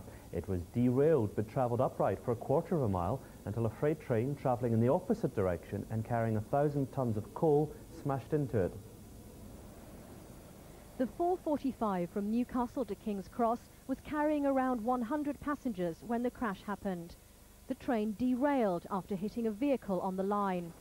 It was then hit by a freight train carrying 1,500 tonnes of coal. Fire crews were amongst the first to get to the crash site. First fire crews that arrived on the scene found clearly a difficult situation. There were people wandering around, some people were injured, other people requiring urgent assistance. The first 3 carriages were the worst hit. The front first-class carriage was thrown so far from the tracks it came to rest in a field alongside the railway line. The coaches behind it crumpled into each other. Some of the injured were treated at the scene by the emergency services. Helicopters were flown in to take those who were seriously hurt to hospitals in the area. A freak sequence of events led to the accident near Selby in North Yorkshire, where the M62 crosses the East Coast line. A Land Rover towing a car on a trailer ploughed off the motorway and onto the railway line. What we do know is that a road vehicle appears to have left the M62 motorway. That has been in turn run into by a GNER passenger train, which has then become derailed and travelled for some quarter of a mile down the East Coast main line before colliding with a Freightliner train travelling in the north direction. The emergency services worked for several hours checking the carriages for survivors, but this evening they began removing bodies from the wreckage. The line remains blocked at the accident site while investigations continue.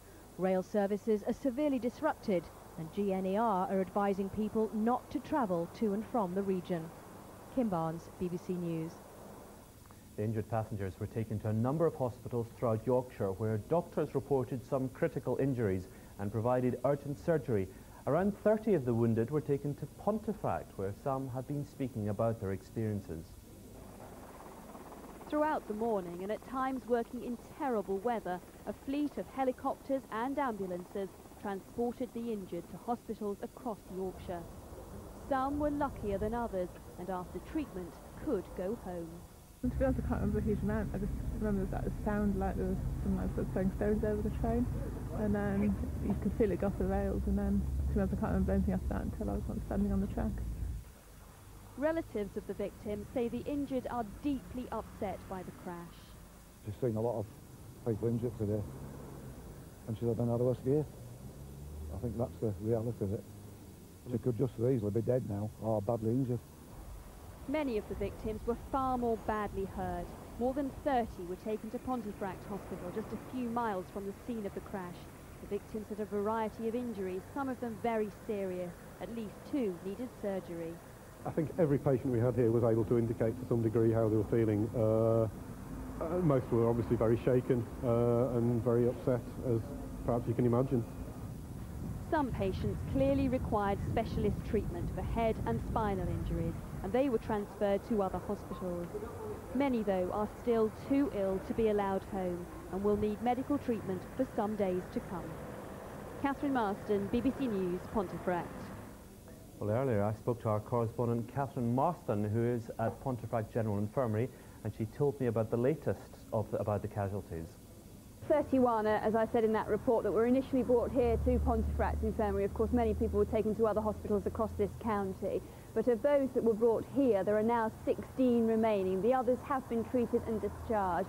Of the 16 who are still here, we understand that 8 have what's been described as life-threatening injuries. Although the hospital tell us all of those 8 have now been stabilised, they are still, though, very poorly. One person is in intensive care and will remain there for the foreseeable future. Another person, we understand, is to be transferred to a hospital in Leeds later on tonight. Yvette Cooper, the Minister for Health, who's also a local MP, is due to visit the hospital within the next few minutes. She's coming here to talk to the victims and their families. Catherine, do we know the sorts of injuries that people are being treated for and detained for at the hospital? Well, it's a variety, and you will have heard it throughout reports this evening that in some hospitals, particularly York, it was really just the walking wounded, people with scratches, bumps, smaller injuries that just needed minor treatment, then they could go home. The sorts of injuries for the people, the 16 for instance, that are still here are much, much more serious. We're talking about internal injuries. We know one person has had such severe internal injuries they've had to have surgery.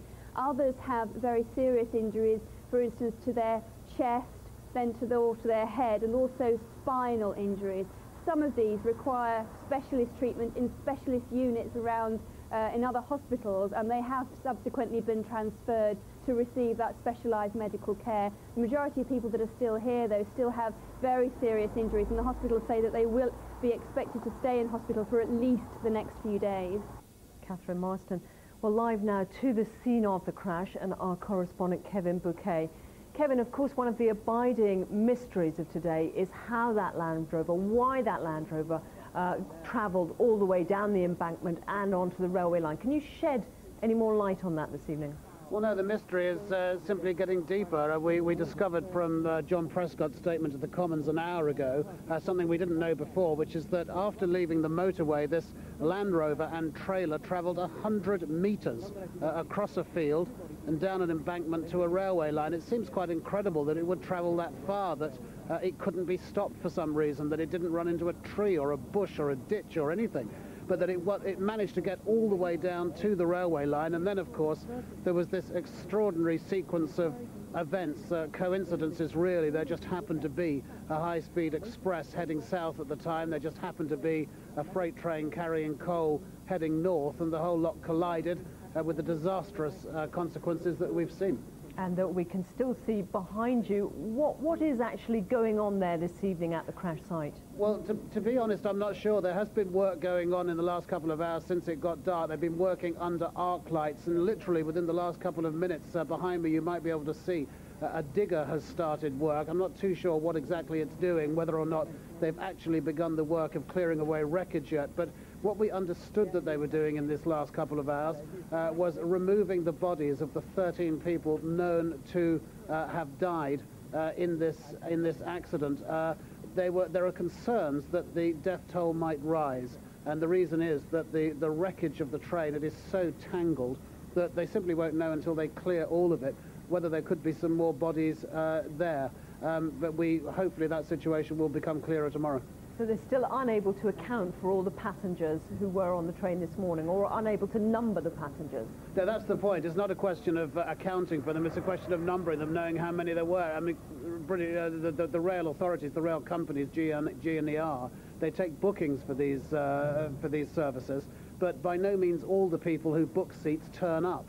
And then an awful lot more people who didn't book seats do turn up, and so in other words, you simply don't know who is on the train, how many people are on the train. The best estimate that they've been able to give is more than 100, possibly getting on for 200, but nobody knows who was on the train, how many were on the train, so it's not like when you lose an aircraft and you have a very detailed account of who's actually sitting in which seat. It's not the same with trains. They don't know how many people they're trying to account for. And to return to the work going on there this evening, it is, of course, a very delicate process, isn't it? Because there's the problem of not disturbing evidence. Well, that's right, because there has to be an inquiry into what happened. You heard John Prescott say that the Health and Safety Executive have been asked to produce a report within a couple of days, and as they work their way through the wreckage, of the train. They are not just recovering bodies, but they are also trying to gather evidence, trying to preserve evidence, and that's very, very difficult, especially given the conditions in which they're working. Not only is it dark, but it's very, very cold. The ground is, it's not good, it's very soft, there's been snow today, but nevertheless they're pressing on with it, making what progress they can. Kevin, for now, thank you very much. The Selby crash is being investigated by the Health and Safety Executive as well as British Transport Police. Meanwhile, the Highways Agency has said that crash barriers on the motorway bridge at the site of this morning's disaster are undamaged. Experts say that suggests that the Land Rover at the centre of the incident left the road and plunged down the embankment at a point before the crash barrier started. The rail industry was just beginning to win back passenger confidence following the Hatfield derailment, but today accident investigators are once again left with the appalling task of trying to establish the cause of this latest crash. This time it appears it was the result of a devastating sequence of coincidences. A Land Rover towing a trailer with an empty car on top veered off the westbound M62 and ended up on the track of the East Coast Main Line. The driver tried to warn the police, but it was too late. The Newcastle to London Express hit the vehicles at 125 miles an hour. Carriages were derailed into the path of the freight train travelling north. Potentially, this could turn out to be the highest speed crash recorded anywhere, even overtopping Ladbroke Grove of 18 months ago, which we know was the highest collision speed in World Railway history. These two trains had a potential combined speed of around 185, 190 miles an hour. It appears the car and trailer left the road before reaching high-impact crash barriers protecting the bridge. GNER says that needs to be investigated. How it is possible for a vehicle to come off a motorway and come onto the road, it's got to be investigated. It should not happen. But tragically, our train coming towards it at 125 miles an hour hit it, stayed upright, got derailed, but stayed upright, which is what it's meant to do, stayed coupled, went along. The driver had obviously seen it because the brakes have been applied before, but we're travelling at 2 miles a minute at that stage. The Deputy Prime Minister visited the scene this afternoon. He paid tribute to the emergency services and expressed his deepest sympathies to the relatives of those who died. This evening, Mr. Prescott told the House of Commons there would be the fullest investigation.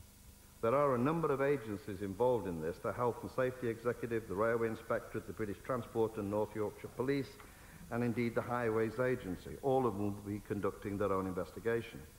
I've asked the Health and Safety Executive, therefore, to provide me with an interim report within the next few days.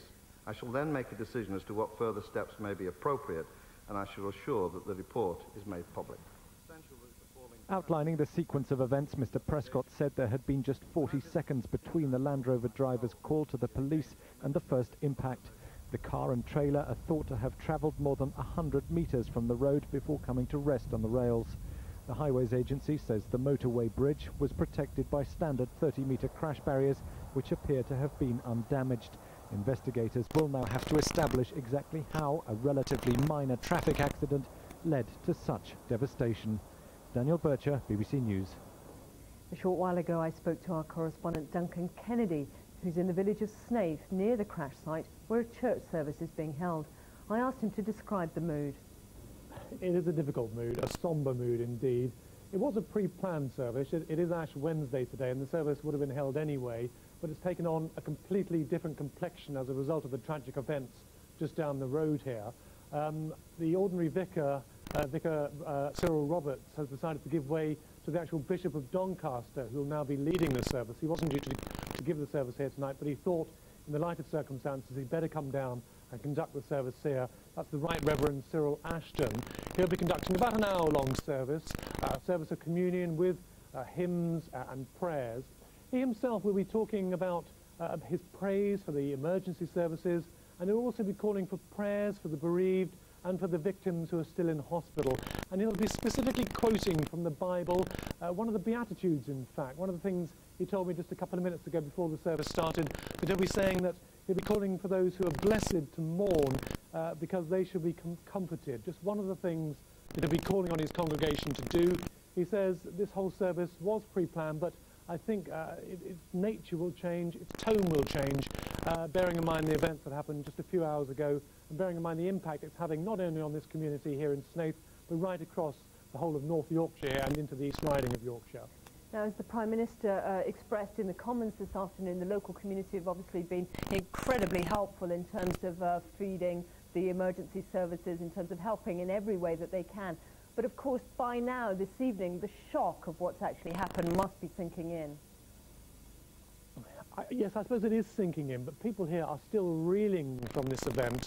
I spoke to the vicar, Mr. Roberts, a little earlier. I've spoken to him throughout the day, actually. I keep bumping into him. And he says he just can't come to terms with what's gone on here today. And you get the same impression from all the people you speak to here. Very small little villages in a beautiful part of the world. And all of a sudden you've got these grotesque images of twisted train metal just on their doorstep. And people here just can't come to terms with that. You're quite right. Many of them were up very early this morning, not least those people right next to where the accident happened. One or two of them thought there'd been a chemical spillage because they saw the blue lights of a fire engine go past their house. They ended up helping. They ended up taking out the teas on the trays, providing the bacon sandwiches for these emergency services. All manner of people who wouldn't normally have anything to do with these kinds of incidents have been caught up in this. And yes, they are reeling from the shock and only just at this moment trying to come to terms with it. Duncan Kennedy, British Transport Police have issued an emergency number for anyone concerned about friends or relatives. It's 020 7834 7777. That's 020 7834 7777. Time now for the headlines at 17 minutes past 8. 13 passengers have been killed and many more are seriously injured after a train crash on the East Coast Main Line in North Yorkshire. After hitting a car on the track, the high-speed GNER service from Newcastle to London collided with a freight train. In other news tonight, the foot and mouth outbreak is feared to have spread to Northern Ireland, bringing the number of confirmed new cases today to 10. This is BBC News 24, still to come. Earthquake in Seattle. The Pacific City is shaken, causing damage and disruption.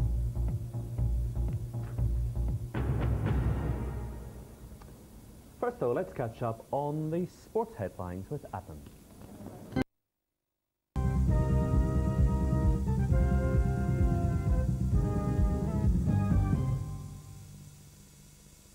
People call it Jambuya. It means the rain. The news never stops happening. BBC News 24 brings you the latest news. 24 hours a day, whenever and wherever you want it. And now for the rest of today's top news stories. Now on BBC One, a special edition of the 10 o'clock news with Peter Sissons and Peter Lugg. Another rail tragedy. 13 people lose their lives. A freak accident, 2 trains and a few lethal seconds. How could a car and trailer crash onto a busy main line? Foot and mouth's grim advance. It's now spread to Northern Ireland. And England's first goal under new management. Tonight, the inside story of the East Coast train crash that left 13 dead and many more injured. In 25 minutes, a special programme telling what happened and asking what lessons can be learned for the future.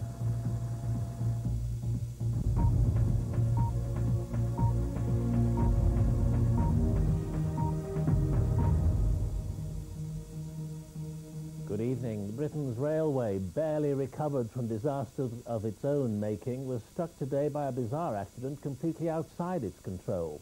It turned a stretch of high-speed line in North Yorkshire into a scene of devastation and left people dead and 70 injured, some of them tonight fighting for their lives. It took just a minute or two for the horrific sequence of events at Great Heck near Selby to unfold. Shortly after 6 o'clock this morning, a Land Rover towing a car on a trailer plunged off the M62 motorway onto the East Coast Main Line. A GNER Express travelling from Newcastle to London then ploughed into the vehicles at high speed. That derailed the passenger train, which was then struck by a freight train coming the other way. From the scene, our chief news correspondent, Kate Adey, reports. 400 tons of Intercity Express derailed, then smashed, as it hurtled through North Yorkshire at 125 miles an hour. An accident of extraordinary coincidence. A 36-year-old man was towing a car on a trailer when it slid off the M62 motorway, down onto the main East Coast line. The car driver escaped serious injury, and while calling the police, saw the express coming. The intercity driver, who died, would have had only seconds before the impact.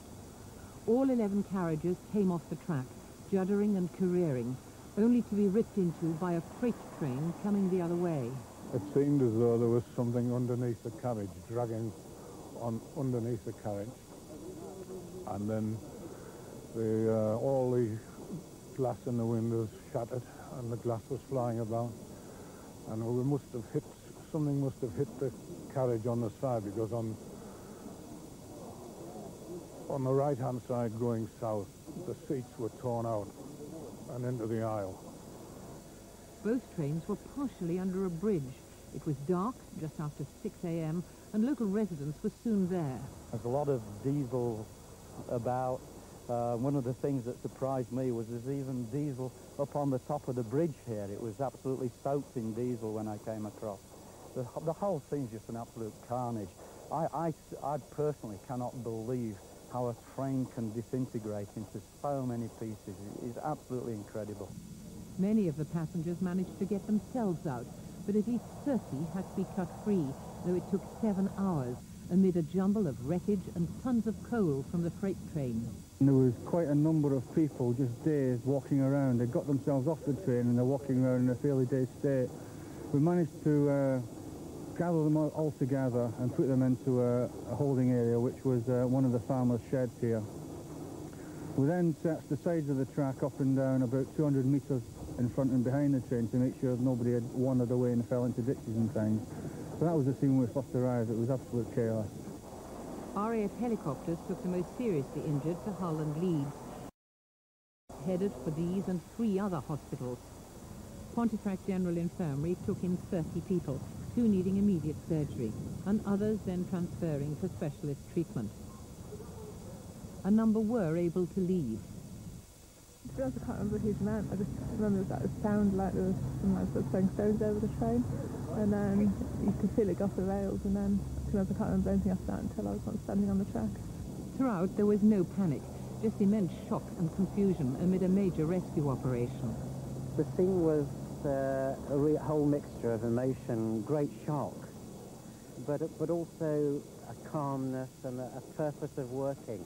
I can't pay enough tribute to the team of emergency service people who have helped the injured and done it with such great care and compassion and concern and marvellous efficiency. The Queen sent a message of sympathy, and the Deputy Prime Minister, John Prescott, was on the scene by lunchtime as the rescue effort came to the point where there were no further survivors to be found amid the sprawl of wreckage spilling over into the muddy fields in the freezing cold.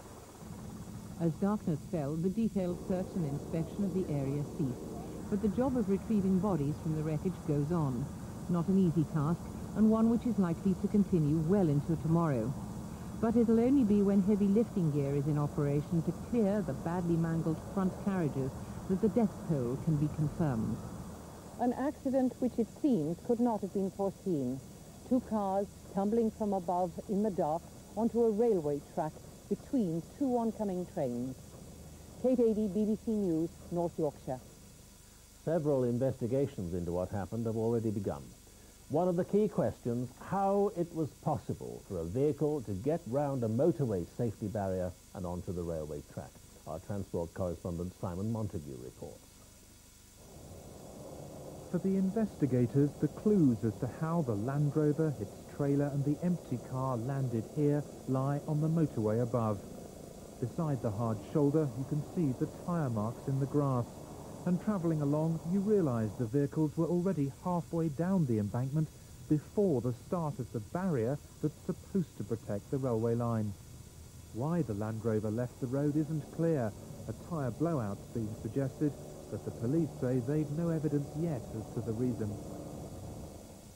Where the motorway crosses the railway, the tracks are protected by a 30-metre crash barrier. The Land Rover was heading west. It left the motorway and slid onto the track. The driver called for help, but the passenger train was already approaching. It hit the Land Rover and was derailed, but continued for half a mile before hitting a set of points. That pushed it into the path of a freight train coming the other way. For GNER, it's the second disaster in 5 months. One of the locomotives here was in the Hatfield crash as well, and once again it wasn't the company's fault.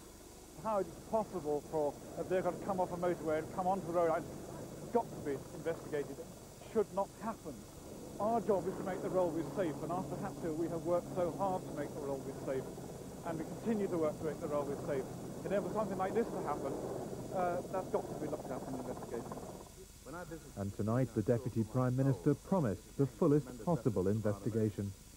I've asked the Health and Safety Executive, therefore, to provide me with an interim report within the next few days.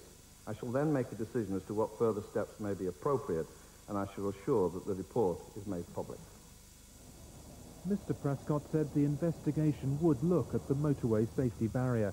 The Highways Agency in charge of motorways said it did meet current design standards.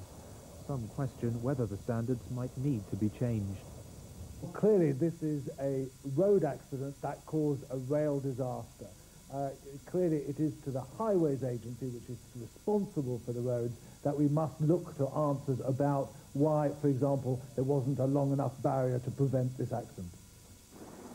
With organisations involved in highways, rail safety and accident reconstruction of the scene, plus 2 police forces, there's a total of 5 separate investigations going on.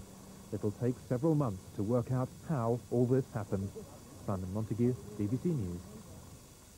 Joining me now from one of the hospitals treating the injured is Catherine Marston, but first from the site of the crash, Kate Adey. Kate, how would you describe the scene there tonight? It's very busy. As you can probably hear, there are diggers working behind me. The arc lights are here, the generator's going, because what they're trying to do is create a temporary roadway so heavy lifting gear can be brought in. And on top of that, there's a great deal of activity in the actual crash area, where they are still sifting through the wreckage, trying to find the bodies and bring them out, because no formal identification has yet taken place. One point the police have made, for those people who actually reported friends or relatives missing, if those people have turned up safely at home or are known to be in hospital, could they possibly contact the police? So far, there is no formal identification, and it will help if people do that. Thank you, Kate. And Catherine Marston is at the hospital at Pontefract. What news tonight, Catherine, on the many people who were hurt in this crash? Well, of the 15 victims that were brought here to Pontefract Infirmary and still are here, 2 men are critically ill in intensive care. The first has collapsed lungs caused by the impact of the crash, and the second has internal bleeding in his stomach. He's had to undergo surgery this afternoon for that. The consultant charged with their care tells us the next 24 hours are crucial for both men. A third man has recently been transferred to a specialist neurological unit. He has a fractured skull. He'll also need plastic surgery on his hands for fractures caused by the crash. Of the other people remaining here, the majority have fractures and also serious cuts to their heads. They're all being closely observed. Hospital staff say some of them may be allowed to go home tomorrow, but the 2 men who are in intensive care will remain at this hospital for some time to come. Catherine Marston and Kate Adey too. Thank you. And viewers in the north-east and Cumbria can see a special programme on the Selby crash immediately following this news. It appears that foot and mouth disease has crossed the Irish Sea, with a farm in Northern Ireland now reported to have the disease. Across Britain, 8 new cases have brought the total to 26 confirmed outbreaks. The chief vet says 15,000 animals are being slaughtered to try to contain the outbreak. The area covered by the outbreak is widening. It now includes Leicestershire and Powys in mid-Wales. And there are further outbreaks in Herefordshire, Lancashire, Essex and Devon. It was at this farm in South Armagh that the latest blow to British farming was delivered. Foot and mouth has now crossed the Irish Sea. In recent days, ministers here have been arguing that the restrictions on animal movement should be lifted because they said Northern Ireland was free of the disease. Tests tonight show they were wrong.